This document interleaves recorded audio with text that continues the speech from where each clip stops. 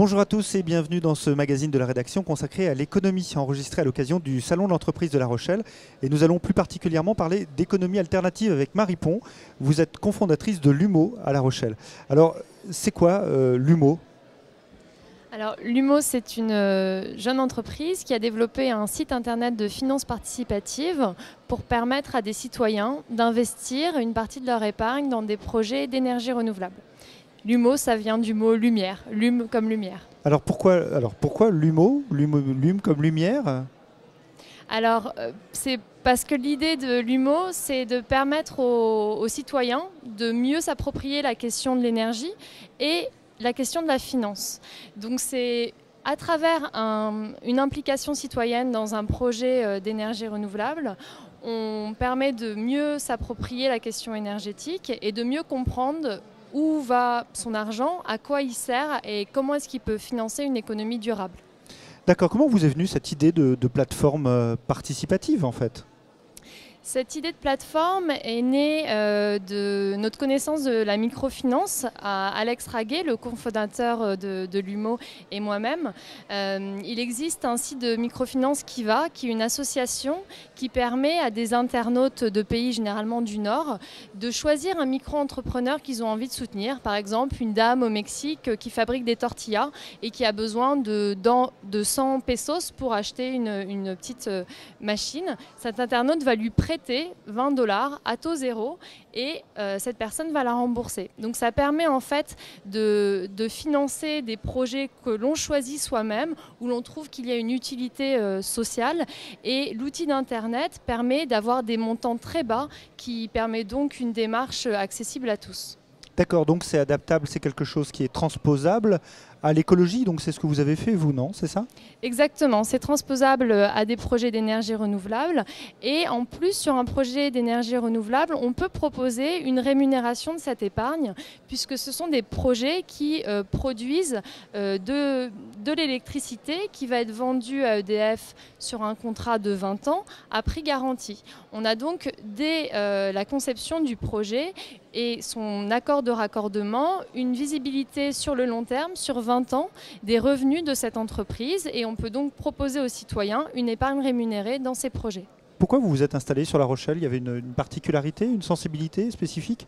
Oui, c'est suite à une étude de marché que l'on a réalisée en France, que l'on s'est rendu compte que la région Poitou-Charentes était particulièrement porteuse des éco-activités et La Rochelle, très pionnière dans ces domaines, avec un esprit des Rochelais très ouvert à l'innovation et à une économie alternative. Il y a d'autres projets de ce type qui existent en France ou d'autres structures qui fonctionnent comme vous ? Exactement comme nous, non. Il existe beaucoup d'autres plateformes de financement participatif, de formes où on peut financer un projet, par exemple, associatif, de musique, culturel. Donc souvent, ça se fait sous forme de dons ou de dons avec une contrepartie. Donc en fait, on préachète un produit pour soutenir un projet. Mais dans le domaine des énergies renouvelables, Lumo est la seule plateforme de financement participatif. D'accord, très bien. Notre journaliste Samuel Grasset a fait un reportage sur vous il y a quelques semaines de ça, oui. Sur une opération, sur une école à Étré, c'est ça ? On en reparlera tout de suite après. Je vous propose de regarder ce reportage. Très bien. 42 000 kWh par an, c'est le potentiel de production annuelle d'électricité de ces panneaux solaires. Ils sont posés depuis 1 an sur le toit de cette école d'Étré. Leur installation a coûté 105 000 €. Si une partie du projet a été financée par la région et une banque, les internautes sont désormais appelés à soutenir également le projet.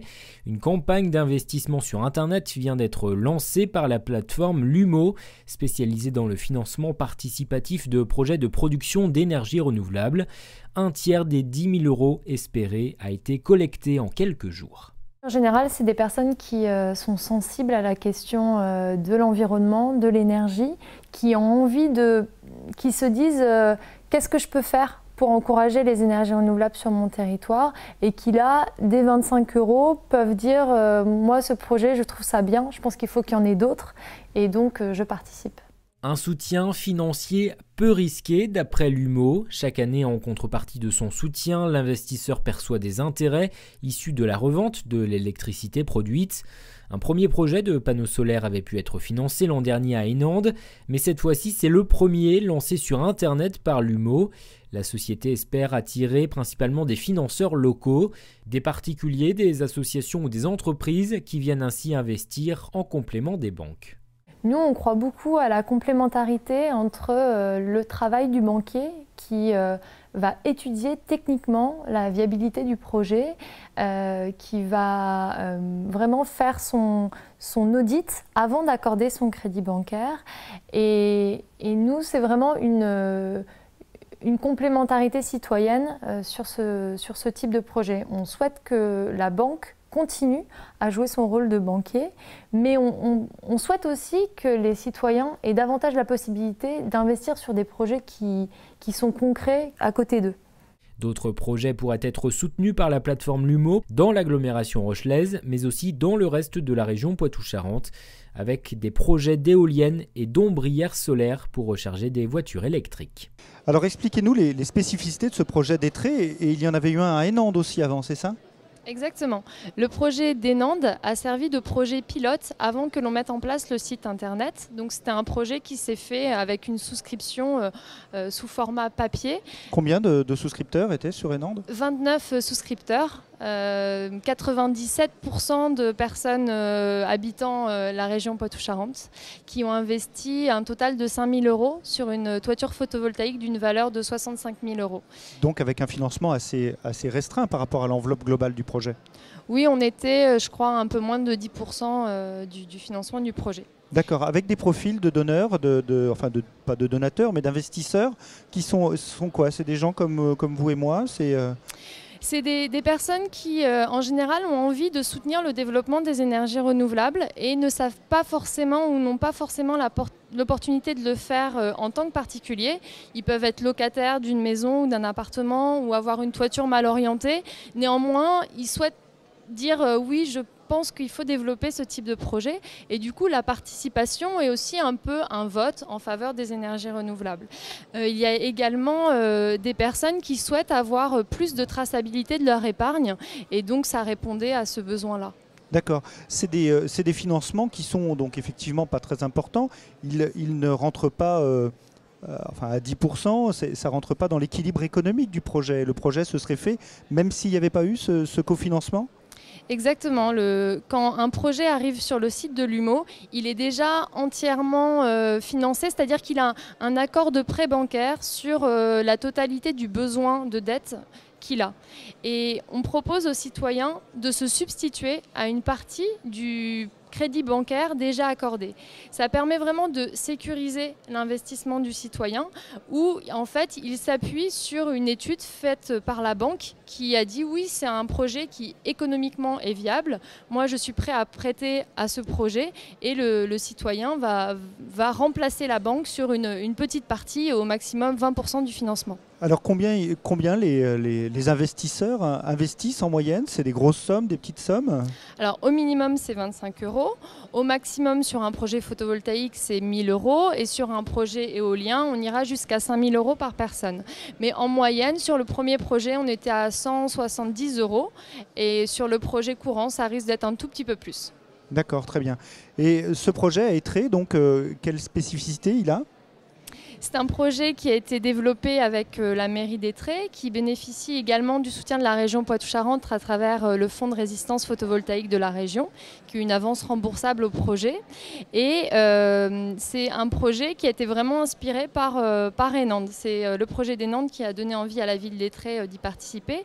Et le fait que ce soit sur une école, ça donne une valeur très pédagogique au projet, puisque ça va permettre d'impliquer les enfants et de faire un lien entre l'énergie et les produits qu'ils utilisent au quotidien et l'électricité qui est produite sur la toiture. Oui, il y a un double message en fait. Il y a le message investissement à proximité de chez soi, et puis le message éducatif de sensibilisation sur des énergies renouvelables, c'est ça ? Exactement. L'investissement citoyen est aussi une excuse pour s'impliquer, pour impliquer le citoyen. Et donc, à travers son investissement, il va ensuite pouvoir suivre sur son compte en ligne la production énergétique du projet qu'il a financé. Et donc, il va pouvoir voir combien de kilowattheures sont produits par an. Ça équivaut à la consommation de combien de foyers. Ça équivaut à combien de carbone économisé. Donc, tous ces éléments vont permettre à la personne qui a investi de s'approprier mieux la question de l'énergie. D'accord. Et quel intérêt, lui, il a en dehors de cet effet d'investissement sur une collectivité, enfin sur un projet social, sociétal? Quel intérêt il a? Il a un intérêt financier d'y investir? Oui, bien sûr, il y a également un intérêt financier. Comme il se substitue à une partie du crédit bancaire, il a les mêmes conditions que le prêt qui est fait par la banque. Donc sur ce type de projet d'énergie renouvelable, c'est un investissement entre 12 et 18 ans, en moyenne 15 ans, et avec un taux d'intérêt de 3 à 5% par an. Donc par exemple, si j'investis 100 €, tous les ans, je vais être remboursé une partie de mon capital investi, une partie des 100 €, plus les intérêts. D'accord, ça doit représenter des sommes qui sont assez minimes quand même. C'est pas pour faire fortune et c'est pas de l'investissement. C'est pas pour faire fortune, exactement. C'est vraiment un investissement de long terme, mais qui est rémunérateur et qui peut se comparer à un produit d'épargne classique. C'est ça qui est intéressant. Pourquoi les collectivités soutiennent ce genre de projet? Il y a un peu d'acceptabilité, le fait que le projet soit porté et soutenu aussi par des citoyens, c'est important? Oui, les collectivités sont très intéressées de trouver une possibilité d'impliquer les citoyens sur des projets de développement de territoire et de rendre ces projets plus désirables. C'est très vrai sur l'éolien, mais c'est également vrai sur du photovoltaïque. Quand on met une toiture sur une école, il peut y avoir des questions des parents d'élèves qui peuvent être inquiets sur des risques d'incendie, etc. Ça permet de créer une réelle conversation entre les citoyens, les utilisateurs du bâtiment et la collectivité territoriale. Très bien, merci Marie-Ponce d'avoir participé à cette émission. Plus d'informations sur le site de l'UMO bien sûr et sur notre site internet. Vous pouvez revoir cette émission sur le site internet de C'est la TV, sur nos applications de télévision connectée, smartphone et tablette. Cet entretien est en rediffusion sur C'est la TV, canal 30 de la TNT, et disponible en intégralité sur notre chaîne Dailymotion. À bientôt.